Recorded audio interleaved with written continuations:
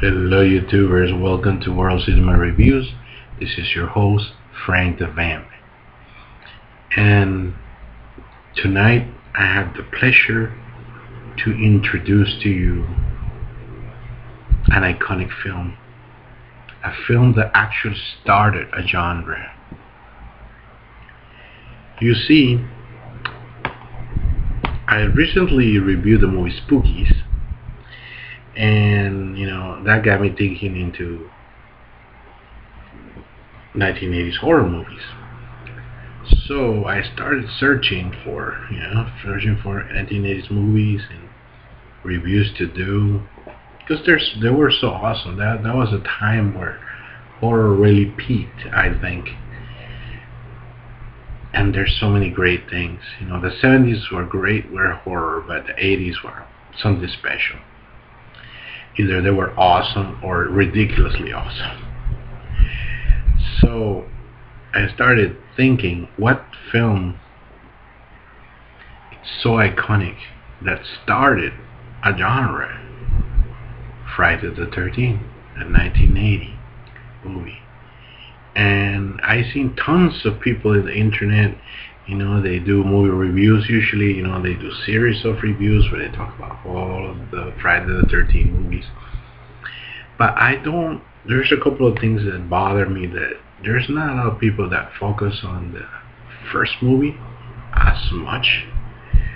A lot, probably because Jason is not, for except for a little spoiler, is not really in it much at all, and is not, maybe it's because it's been so long, because there were so many other movies, and because Jason is the icon that people associate Friday the 13th with.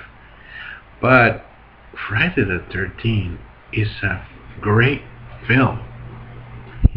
And yeah, I know, before you all start to slam me and say, well, wait a minute, it's just a low budget, story about these two teenagers getting killed in 1958, and 21 years later, after trying to reopen the Crystal Lake camp there, there's some teenagers come and a killer starts killing them one by one. So what's so great about that?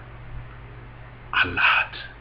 Because before that, a lot of things that we know and love about horror weren't there. Where in this genre, it's actually setting the rules as we go.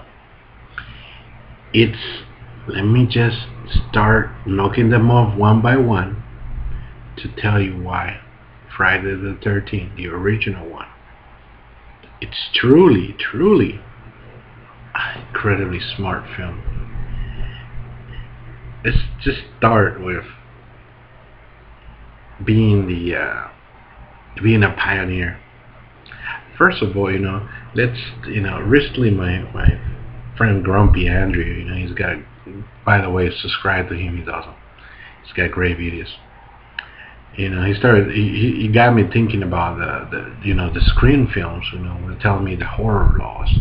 Those things didn't begin, after, movies like, Halloween came out, and The Last House on the Left, and of course Friday the 13th, and check it out. Check it out. Let me ramble a little bit about that, but it's just so awesome. For example, the sex. Sex plays a lot, a big role here in the fact that people who have sex in this film seem to die, and that's funny because that's back in the movie Scream, where he said in the rules that people have said because it's a sin. Same thing with alcohol and drug abuse, but in this specific film, it's more like sex. Remember, adults write this, not teenagers, and they're trying to portray a lesson of morality, especially and we're in 1980 here, and premarital sex, not being sinful and being taboo. Seems that the reward of it seems that you're going to get killed by a maniac.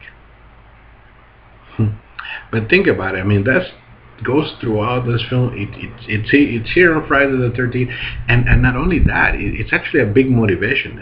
Mrs. Voorhees. I mean, that's that's one thing that not to spoil too much, but what happens to Jason? Why Jason passes on and drowns in the lake. There's not to spoil it, but sex and that had correlation on why teenagers did these actions.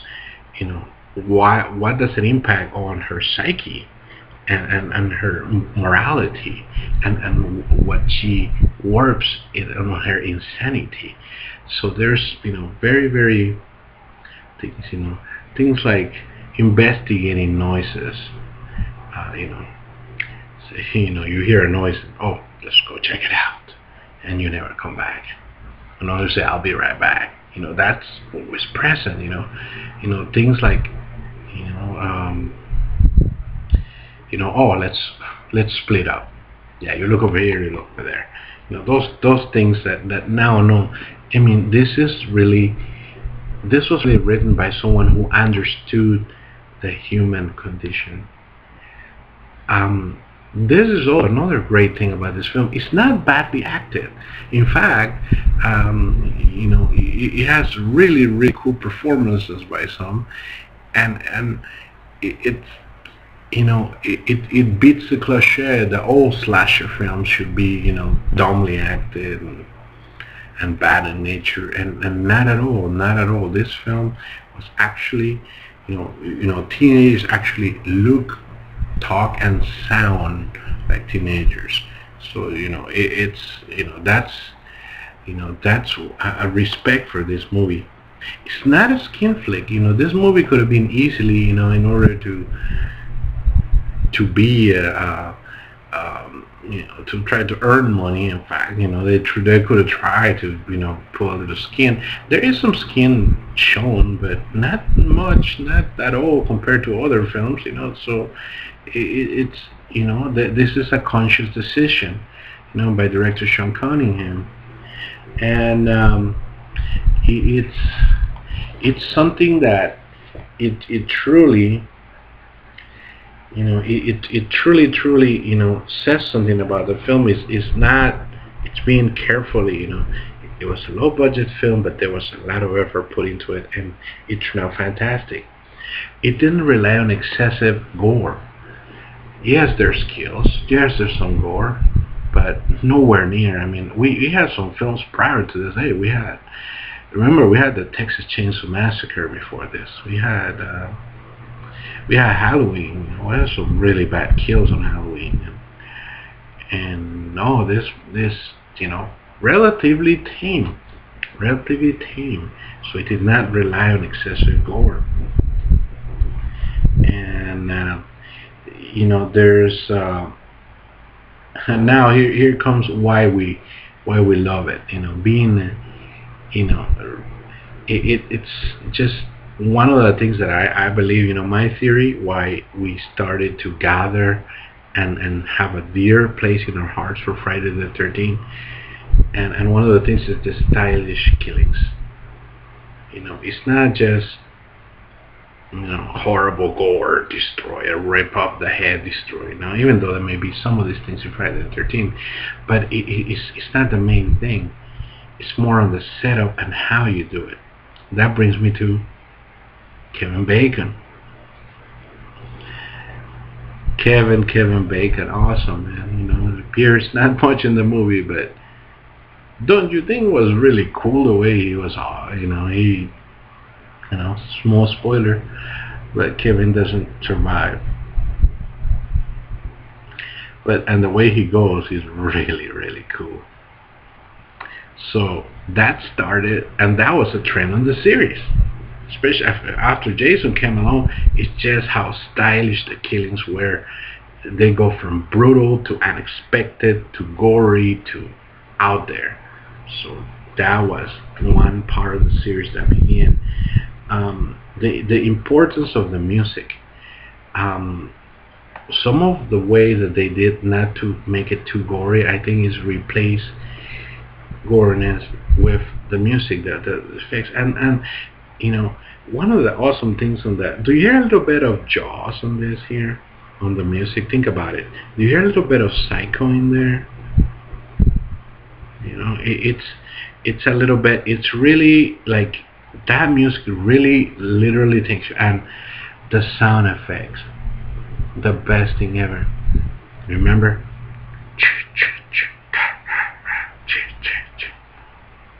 Everybody can do that. Now, home, if you go out, you're watching at home, try to do that. Almost everybody can do that. But okay, try to hum the Halloween theme or the Exorcist theme. You might be able to do it, but it's not as easy. This is just so, it sticks in your brain. You remember it. It's brilliant. It's brilliant. It's the making of a truly brilliant film. Now that we really know, I mean, there's just so many other things I wanted to talk to you about.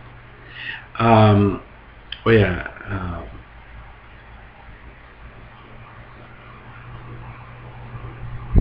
This didn't have the iconic Jason yet, but the killer, Mrs. Voorhees. I mean, she had a strong motivation, and I really like it that the writer of was Victor Miller. I mean, he really wrote soap operas before that, and making the villain, that a lady, is something, and her motivation of it, it's unbelievably clever, and the soap opera aspect of it helped to do what I really like, which was set up is the actual setup of a sequel, a cliffhanger, which is one of the coolest things, is the iconic killer. Thank you, Tom Savini. By the way, I read that Tom Savini is the one that suggested that Jason should pop like that, for a small cameo at the end of the film, which actually turned out to be, the actual awesome, that we wanted to see more of that. It's an awesome cliffhanger. It also didn't insult our intelligence. It didn't show us a completely happy ending. We didn't destroy, we didn't, Hollywood up to that point had been feeding us a lot of crap.